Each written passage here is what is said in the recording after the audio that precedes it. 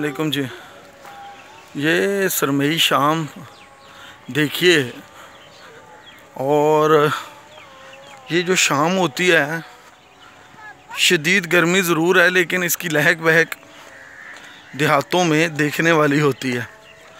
आप ज़रा इस मोहतर माहौल का अंदाज़ा इस बात से लगा सकते हैं कि ये कच्चे रास्ते, ये देखिए, और ये धान की फसल, ये लेकिन वो सामने लाइटें, ये हमारे देहातों के हुस्न को खाने का इंतज़ाम है। गोया कि ये जो लाइटें हैं ये आबादी का तूफ़ान है जो निगले जा रहा है हर चीज़ को।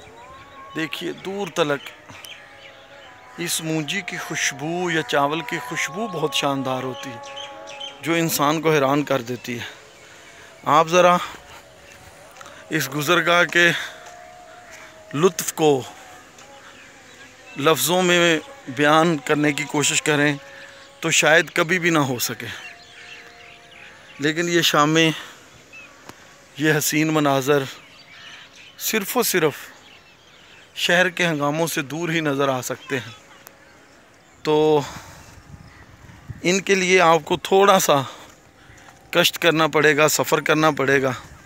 जब आप सफ़र करते हैं तो फिर आपको लताफ़तों का एक जहान मिलता है। तो ये आज की शाम भी आबादी के हंगामों से दूर हमने यहाँ गुजारी है, और आप इसका अंदाज़ा लगा सकते हैं कि ये कितनी दिलरुबा और ख़ूबसूरत शाम है। ये इंसान के लिए रिक्रिएशन भी है, इंसान के लिए ताज़गी भी है, ख़ूबसूरत हवा का झोंका भी है, और ये इंसान को यकदम इतनी सारी एनर्जी देती है कि इंसान हैरान हो जाता है। अब आपको मैं ये डेरा दिखाता हूँ, और ख़ास तौर पर अगर मेरा कैमरा आपको दिखा सके तो ये इनकी मौज मस्तियाँ देखें। कितनी शानदार जगह पे ये शाम गुजार रहे हैं ये लोग। और ये देखिए जी, मूंजी कुछ अगेत्री होती है, कुछ पचेत्री होती है, और कुछ वक्त पे काश होती है। ये मूंजी वक्त पे काश्त हो रही है, यानी कि पचेत्री है। वक्त वाली पहले मैं आपको दिखा चुका। अब आप ज़रा इस जगह के रोमांस और ख़ूबसूरती का अंदाज़ा लगा सकते हैं। मगर अफसोस ये नज़ारे हमसे जल्द रूठने वाले हैं। वो देखिए, वो सामने ये आबादी, ये आबादी, ये आबादी, ये हर छोटे बड़े शहर में ये आबादी यूं ही है। ये पीपल का दरख्त मुझे यूं लगता है कि जैसे किसी बुज़ुर्ग की गोद हो जो बाहें फैला के हर आने वाले को अपनी आगोश में ले ले।